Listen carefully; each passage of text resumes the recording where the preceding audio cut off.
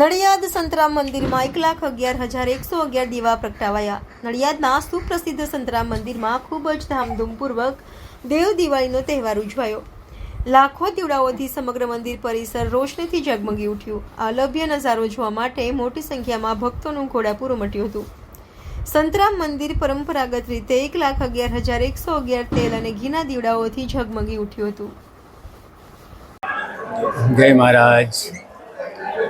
દેવ દિવાળી, દેવોની દિવાળી આપણા મંદિરમાં ઘણા વર્ષોથી તેલ અને ઘીના દીવા આખા મંદિરની પરિસરમાં કરવામાં આવે છે।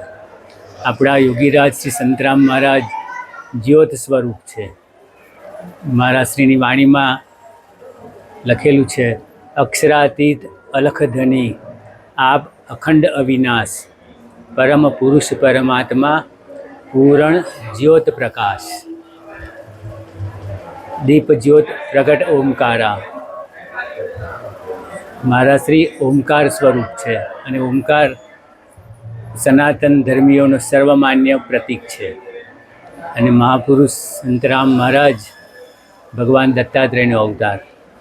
આજના દિવસે ખાસ બધા ભક્તો ફોરેનમાંથી પણ સંતરામ મહારાજના જે જ્યોત સ્વરૂપ છે એને સ્પર્શ કરી શકે છે અને એટલા માટે આવતા હોય છે।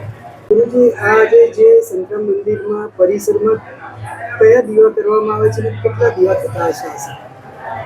લગભગ અસંખ્ય હોય છે, પણ ઘણા ભક્તો કહેતા હોય છે કે 1,11,000 દીવાઓ હોય છે।